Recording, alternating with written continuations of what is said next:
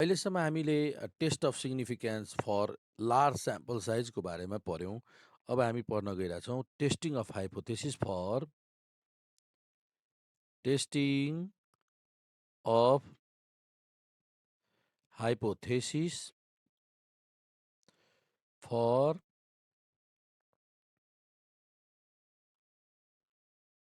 For a for a large samples. अब यो for a large sample भनेको के हो त हेर्नुहोस्, N is less greater than 30, sample size greater than 30 छ भने यसलाई हामीले के भन्छौँ? अ लार्ज स्याम्पल भन्छौँ। लार्ज स्याम्पल भन्छौँ। र एनको value less or equals to 30 छ भने यसलाई के भन्छौँ? स्मल स्याम्पल भन्छौँ यो प्र्याक्टिकली। त अहिलेसम्म हामीले यो लार्ज स्याम्पल साइज दिएको अवस्थाको टेस्टहरू गऱ्यौँ प्राय। अब हामी यतातिर फोकस गर्छौँ। स्याम्पल थोरै छ, स्याम्पल साइज कम छ र त्यस्तो अवस्थामा स्पेसिफाइड मिनको टेस्ट गर्नु छ, डिफरेन्स अफ टु मिनको टेस्ट गर्नु छ भने जे टेस्टले सपोर्ट गर्दैन, त्यसको लागि हामीले कुन डिस्ट्रिब्युसन पर्छ, कुन टेस्ट अप्लाई गर्नुपर्ने हुन्छ हामीलाई? T test. ल, त्यसको लागि कुन प्रयोग गर्छौँ? T test. टी टेस्ट प्रयोग गर्नुपर्ने हुन्छ। T test for a small samples. T test प्रयोग गर्छौँ स्मल स्याम्पलको लागि। बुझ्नुभयो? स्मल स्याम्पल भनेको मिनिङ पनि थाहा भयो, फर स्मल स्याम्पल्स। अब यसको स्मल स्याम्पलको लागि हामीले टी टेस्ट प्रयोग गर्छौँ। एजुम्सन यसको कस्तो अवस्थामा हामीले टी टेस्ट प्रयोग गर्न पाउँछौँ? ल हेरौँ। बेसिक एजुम्सन छ यसको। पहिलो एजुम्सन छ sample size should be small. Sample size should be small. पहिलो कुरो त यो। दोस्रो, standard deviation unknown. Population standard deviation हुन्छ नि, यो पपुलेसन स्ट्यान्डर्ड डिभिसन यो चाहिँ अननोन। अरू पपुलेसन नर्मल पपुलेसनबाट सिलेक्सन गरेको हुनुपर्छ र स्याम्पल इन्डिपेन्डेन्ट हुनुपर्छ। पपुलेसन जुन स्याम्पल सिलेक्सन गरेको हुन्छौँ नि, त्यो नर्मल पपुलेसन, नर्मल डिस्ट्रिब्युटेड पपुलेसनबाट सिलेक्सन भएको हुनुपर्छ र अर्को स्याम्पल एकअर्कासँग इन्डिपेन्डेन्ट हुन्छ। त प्रमुख हामीले हेर्ने भनेको यो सिग्मा दिएकै हुँदैन पपुलेसन स्ट्यान्डर्ड डेभिएसन। यदि सिग्मा दिएको छ भने जेड टेस्ट अप्लाई गर्न पाउँछौँ। त र एन 30 भन्दा कम छ भने यस्तो अवस्थामा हामीले टी टेस्ट प्रयोग गर्छौँ। अब टी टेस्ट प्रयोग गर्दा यहाँनिर टी डिस्ट्रिब्युसनमा के हुन्छ भन्दाखेरि स्याम्पल साइज अनुसार टीको भ्यालु, टेस्ट स्ट्याटिस्टिक टीको भ्यालु फरक हुन्छ। त्यही भएर यो के एउटा की पोइन्ट हामीले मैले भने यहाँनिर टी डिस्ट्रिब्युसनको टीको भ्यालु नि एउटा प्रब्लम के छ भन्दाखेरि, प्रब्लम यहाँनिर के आयो? इट इज सीन दैट के देखिन्छ? It is seen that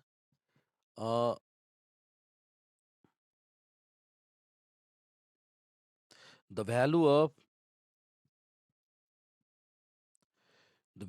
of t statistic varies as n। n को भ्यालु जति जति फरक पर्छ त्यही अनुसारले टी को भ्यालु पनि फरक पर्छ। n 30 मध्ये पनि एक त 30 चाहिँ 30 भन्दा बढीमा अप्लाई गर्न मिल्दैन पहिलो कुरो।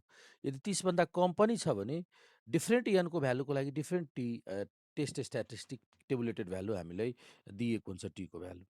सो यसको लागि के हुन्छ? एनको भ्यालुले गर्दा, स्याम्पल साइजले गर्दा पनि टेस्ट स्ट्याटिस्टिक फरक पर्ने भयो। जबकि जेडमा त्यस्तो थिएन। एनको भ्यालु 100 हुँदा पनि, 200 हुँदा पनि, 2000 हुँदा पनि जेडको भ्यालु लेभल अफ सिग्निफिकेन्स र टेल्स अफ टेस्टमा मात्र डिपेन्डेन्ट थियो भने यहाँनिर एउटा अझै थपियो, स्याम्पल साइज एनको भ्यालुमा पनि डिपेन्ड गर्छ टी टेस्ट। त कुन स्याम्पल साइज? त फ्रिली लिएको स्याम्पल साइज जसलाई भनिन्छ degree of freedom, freely choose गरिएको स्याम्पल साइज जसलाई के भनिन्छ डिग्री अफ फ्रिडम। फ्रिली लिएको स्याम्पल साइजमा डिग्री अफ फ्रिडम भन्ने टर्म एउटा आउँछ।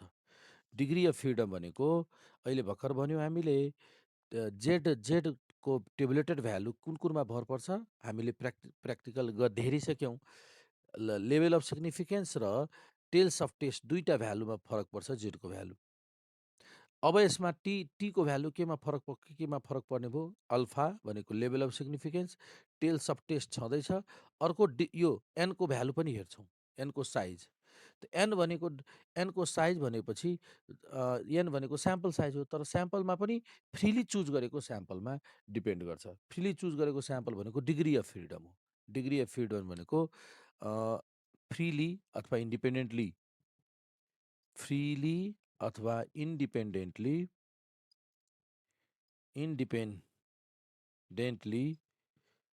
chosen अथवा selected samples, sample observations in a sample। Freely choose गर्ने जतिवटा फ्रिली हामीले इन्डिपेन्डेन्टली चुज गर्छौँ नि हो त्यो भ्यालुलाई डिग्री अफ फ्रिडम भन्ने गरिन्छ। अब भन्नुहुन्छ इक्जाम्पल कस्तो? फ्रिली चुज गर्ने इक्जाम्पल कस्तो? त अब म इक्जाम्पल दिन्छु, डिग्री अफ फ्रिडमको बारेमा भन्छु है त। इक्जाम्पल हेर्नुहोस्।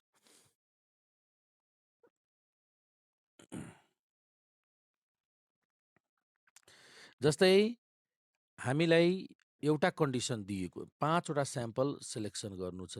एउटा स्याम्पलमा 5 वटा अब्जर्भेसन सिलेक्सन गर्नु छ, अर्थात् स्याम्पल साइज 5।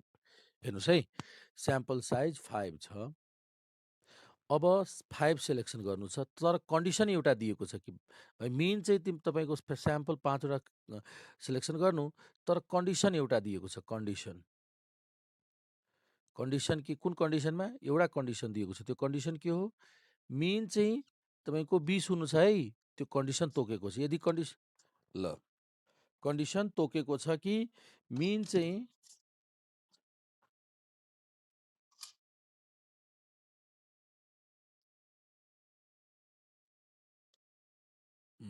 कति हुनु छ? 20।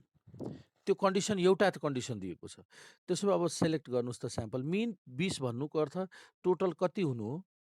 मेन 20 भन्नुको अर्थ हामीलाई थाहा छ नि रफमा, मेन 20 छ summation X by N. Mean 20 भनेपछि समेसन एक्स टोटल भनेको एन इन्टु एक्स बार, त एन भयो 5, एक्स बार भयो 20, टोटल 100 हुनु हो। मेन 20 भनेकै टोटल कति हुनु हो? 100 हुनु हो। भनेपछि 100 हामीलाई टोटल 100 हुनु छ भन्न सकिन्छ। मेन 20 भन्नुको अर्थ टोटल 100 हुनु छ। एउटा कन्डिसन दिएको छ। अब हामीले स्याम्पल सिलेक्सन गऱ्यौँ। कतिवटा अब्जर्भेसन सिलेक्सन गर्नु छ? 5 वटा। त एउटा फ्रिली चुज गऱ्यौँ, यसको भ्यालु आयो 22। ऱ्यान्डमली अर्को ऱ्यान्डमली चुज गऱ्यौँ र यसो हेऱ्यौँ 18 आएको छ। अर्को ऱ्यान्डमली सिलेक्सन गऱ्यौँ, फेरि पनि 22 आयो। फेरि ऱ्यान्डमली चुज गऱ्यौँ, 20 आयो। त अब हेर्नुहोस् त कतिवटा चुज गरिसक्यौँ? 1 2 3 4। यो फ्रिली चुज गरिसक्यौँ। कसरी? फ्रिली इन्डिपेन्डेन्टली सिलेक्सन गऱ्यौँ। कहाँबाट? पपुलेसनबाट चुज गऱ्यौँ। थुप्रो डाटा छ, त्यो भएर ऱ्यान्डमली चुज गऱ्यौँ, एउटा गरिकन चुज गऱ्यौँ। तर कन्डिसन एउटा दिइसकेको छ। कन्डिसन के? एभरेज मलाई 20 मेन्टेन गर्नु छ अथवा टोटल 100 ल्याउनु छ। अब टोटल 100 ल्याउनु छ भने भन्नुहोस् त बाँकी कति रह्यो त 100 पुग्नलाई? त टोटल जोड्दा यहाँ हेर्नुहोस् त 22 plus 18 plus again 22 plus 20 equals to 82 भइसक्यो। अब हामीलाई कति चाहियो? 82 बाट अब चाहियो 18, अब 18 नै चाहियो। भनेपछि अब स्कोर 18 खोजेर लिने, फ्रिली लिन पाएनौँ। नट फ्रिली यो स्याम्पल हामीले फ्रिली लास्ट स्याम्पल लिन पाएनौँ, किनभने हामीले टोटल 100 मेन्टेन गर्नु छ। यो कन्डिसन सेटिस्फाई गर्नु छ। त स्याम्पल साइज 5 मा फ्रिली कतिवटा लियौँ? फ्रिली भनेको degree of freedom. Freely sample size लिएकोलाई डिग्री फ्रिडम। फ्रिली कतिवटा लियौँ? फ्रिली लिएको स्याम्पललाई डिग्री फ्रिडम भनिन्छ। डिग्री अफ फ्रिडम, फ्रिडम भनेको फ्रिली सिलेक्सन गर्ने। त 5 वटामा कतिवटा फ्रिली लियौँ? 4 वटा लियौँ। एउटा चाहिँ यो कन्डिसन सेटिस्फाई गर्नलाई एउटा चाहिँ फ्रिली लिन पाएनौँ। जसको स्कोर 18 छ त्यही स्कोर 18 स्कोर भएकै डाटालाई इन्क्लुड गर्नुपर्ने अवस्था आयो, किनभने टोटल 100 पुर्याउनु छ। त्यही भएर यहाँ के हेऱ्यौँ, स्याम्पल साइज 5 हुँदा डिग्री फ्रिडम 1 कम भयो। त डिग्री फ्रिडम भनेको अर्को तरिकाले के भन्न सक्छौँ, डिग्री अफ फ्रिडम भनेको sample size minus number of condition. यहाँ एउटै कन्डिसन थियो, 1 घट्यो, 4 भयो। 5 बाट 1 घट्दा 4 भयो। यहाँ 2टा कन्डिसन सेटिस्फाई गर्नु भएको भए 2टा अब्जर्भेसन तपाईँले फ्रिली लिन पाउनुहुन्थेन। 2टा अब्जर्भेसन फ्रिली लिन पाउन 2टा अब्जर्भेसन फ्रिली चुजन गर्न हामीले सक्दैनथ्यौँ। त डिग्री फ्रिडम भनेको n minus number of constraint condition, number of conditions. अब यो कन्डिसनै छैन, कन्डिसन कुनै पनि कन्डिसन छैन भने 5 को 5 एउटै स्याम्पल हामीले फ्रिली चुज गर्न पाउँछौँ। त स्याम्पल साइज र डिग्री फ्रिडम त्यस्तो अवस्थामा इक्वल हुन्छ। कन्डिसन दिएको छ, कन्डिसन अनुसार एउटा कन्डिसन सेटिस्फाई गर्ने हिसाबले स्याम्पल अब्जर्भेसन चुज गरेको छौँ भने n माइनस 1 हुन्छ। 2टा कन्डिसन सेटिस्फाई गर्ने हिसाबले हामीले सेलेक्सन गरिरहेछौँ अब्जर्भेसन भने डिग्री फ्रिडम n माइनस 2 हुन्छ। यसै प्रकारले डिग्री फ्रिडम यो भयो। त डिग्री फ्रिडम बुझ्नुभयो। हेर्नुहोस्, application of T test.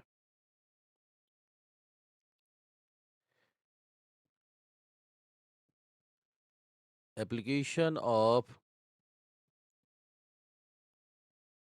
T test.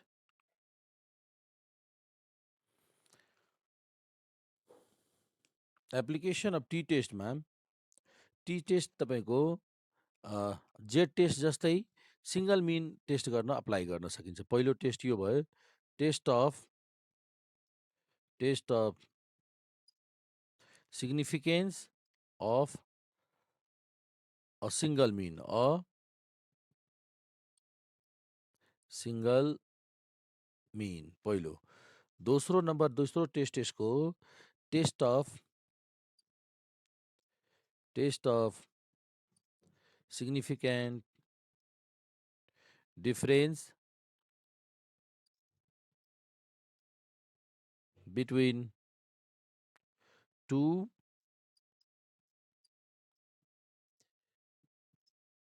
Population means. यो पनि हामीले जेड टेस्टमा पढिसकेका छौँ, तर स्मल साइजको लागि यो टी टेस्टमा प्रयोग गरिन्छ।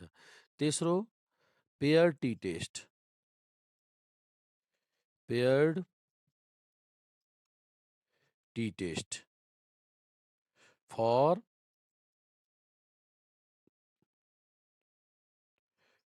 Test of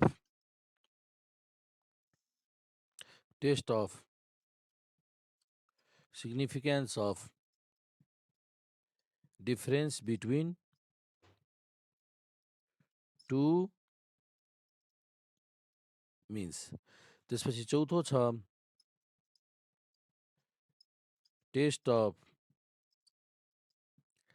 significance of an observed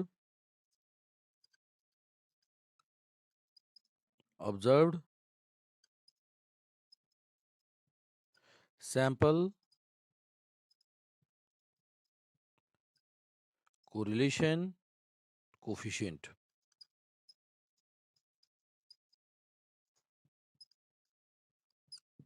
observed sample correlation coefficient।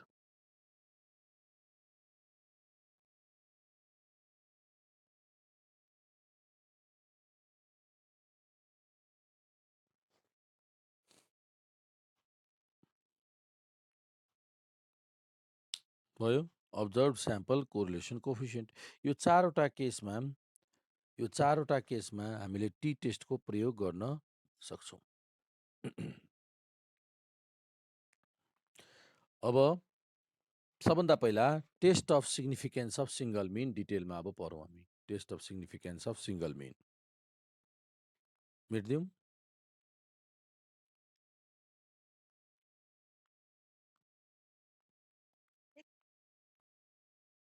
ल हेर्नुहोस् त, test of significance of single mean फर्स्टमै छ हाम्रो test of significance of a single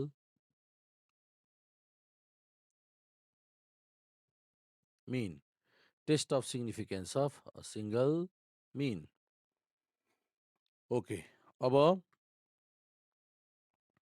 यो test of significance of single मिनमा प्रब्लम कस्तो हुन्छ भन्दाखेरि त्यही जेड टेस्टमा जस्तै हामीले यो गरिसकेको छौँ, तर यहाँ त्यो जेड टेस्टभन्दा यहाँ फरक के त भन्दाखेरि फरक एउटा मात्र फरक छ, यसमा स्याम्पल साइज सानो हुन्छ र पपुलेसन स्ट्यान्डर्ड डेभिएसन दिएको हुँदैन, त्यति मात्र हो। पपुलेसन मिन स्पेसिफाइड गरेको हुन्छ र त्यो स्पेसिफाइड पपुलेसन मिनको बारेमा टेस्ट गर्नु छ, हाइपोथेसिस टेस्टिङ गर्नु छ र त्यहाँ इन्फर्मेसन हेर्दा sample size small sample size हुन्छ, 30 भन्दा कमको स्याम्पल साइज हुन्छ र पपुलेसन स्ट्यान्डर्ड डेभिएसन दिएको हुँदैन। त यस्तो अवस्थामा हामीले यसरी सेटिङ अफ हाइपोथेसिस गर्नुपर्दा यसमा तपाईँले सेम जेड जेड टेस्टमा जसरी सेटिङ अफ हाइपोथेसिस गरेको थियौँ, हुबहु सेम त्यसमा कुनै परिवर्तन छैन। परिवर्तन कहाँनिर छ? टेस्ट स्ट्याटिस्टिकमा। केमा छ? टेस्ट स्ट्याटिस्टिकमा परिवर्तन भएको छ, टेस्ट स्ट्याटिस्टिक। त्यसको टेस्ट स्ट्याटिस्टिकमा हामीले यसरी लेख्न सक्छौँ, अन्डर नल हाइपोथेसिस टी कति छ? T equals to X bar minus mu upon capital S by root N. अब यो क्यापिटल एस के हो त्यसको बारेमा अब डिटेलमा जानौँ। त्यहाँनिर जेड टेस्टमा जेडमा के थियो एकचोटि पुरानो सम्झौँ त। जेड टेस्ट लार्ज स्याम्पलको टेस्टमा X bar minus mu upon small S by root N. Small S थियो, स्मल एस अथवा सिग्मा, यसको ठाउँमा सिग्मा पपुलेसन स्ट्यान्डर्ड डेभिएसन अथवा स्मल एस रिप्लेसमेन्ट गर्न पाउँथ्यौँ कुन केसमा? लार्ज स्याम्पलको केसमा। तर स्मल स्याम्पलको केसमा स्मल एस होइन, क्यापिटल एस। अब हेरौँ स्मल एस र क्यापिटल एस बिचमा के भिन्नता छ। यो small S where small capital एसलाई हामीले के भन्छौँ? Unbiased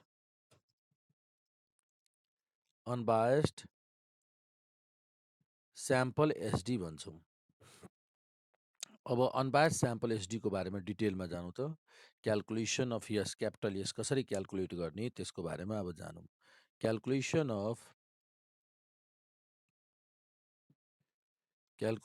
of capital S unbiased sample एसडीको क्यालकुलेसन।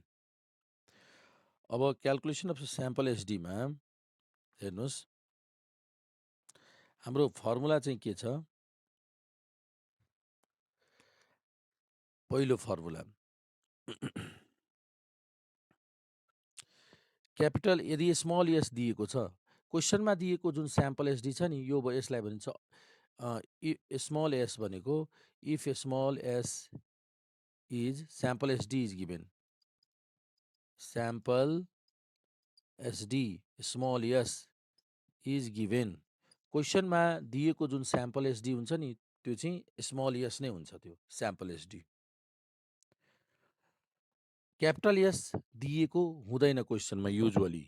क्यापिटल एस यदि दिएको छ भने यसरी लेखेर दिन्छ, अनबायस्ड स्याम्पल एसडी इज भनेर दिन्छ। तर अनबायस्ड स्याम्पल एसडी दिएको हुँदैन, सिम्पली स्याम्पल एसडी भनेको छ भने त्यो स्याम्पल एसडी भनेको स्मल एस हो।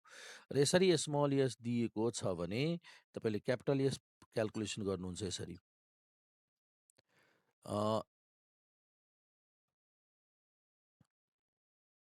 An divide by N minus 1 को रुट स्मल एस। बस स्मल एस दिएको छ भने क्यापिटल एस, यो फर्मुला प्रयोग गरेर क्यालकुलेट गर्नुहोला।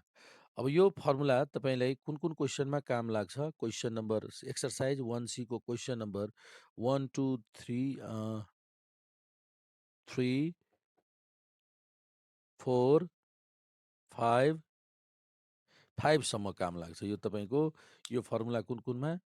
क्वेसन नम्बर 1 मा प्रयोग गर्नुहुन्छ, क्वेसन नम्बर 2, 3, 4, 5 मा यही फर्मुला प्रयोग गरेर क्यापिटल एस क्यालकुलेसन गर्नुहुन्छ। एक्सर्साइज 4C मा है। अब त्यसपछि 5 मा पनि र 6 मा पनि यही नै प्रयोग गर्नुहुन्छ। क्वेसन नम्बर 6 मा पनि 6वटै क्वेसनमा 6 मा अनि 7 को हेर्दैछु, 7 मा पनि यही नै छ। क्वेसन नम्बर 7 मा पनि सेम यही, 7 मा पनि यही फर्मुला प्रयोग गर्नुहोला। 8 मा अब अर्को छ, 7 सम्म यही फर्मुला प्रयोग हुन्छ। अब 8 को लागि हेर्नुहोस्, यो दिएको छ, इफ यो x minus x bar square is given. भनेपछि sum of square of deviation from mean is given. यसलाई के पढ्ने? Sum of square of deviation from mean is given. यसरी दिएको छ भने तपाईँले क्यापिटल एस क्यालकुलेसन गर्नु पर्यो भने यसरी समेसन एक्स माइनस एक्स बारको whole square upon N minus one गर्नु होला, एन माइनस वान। ल यसबाट क्यापिटल एस क्यालकुलेसन गर्नु होला।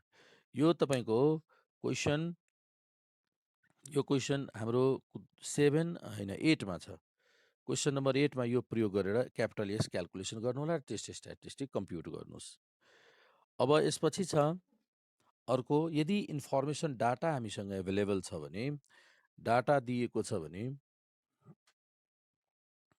If numerical informations are given, if data is given,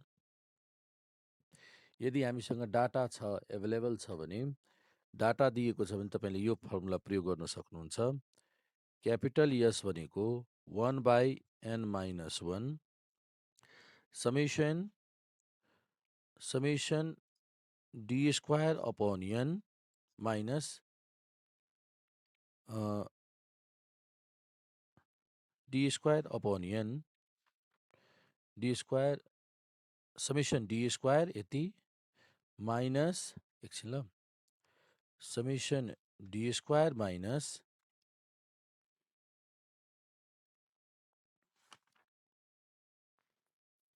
summation D को होल स्क्वायर अपॉन n, यो प्रयोग गर्न सक्नुहुन्छ डाटा दिएको केसमा।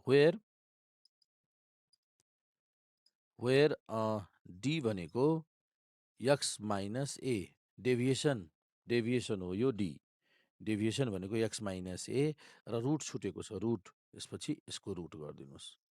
डाटाबाट एक्स माइनस ए क्यालकुलेसन गरे, डाटामा डी स्क्वायर डी क्यालकुलेसन गर्नु होला। यस्तो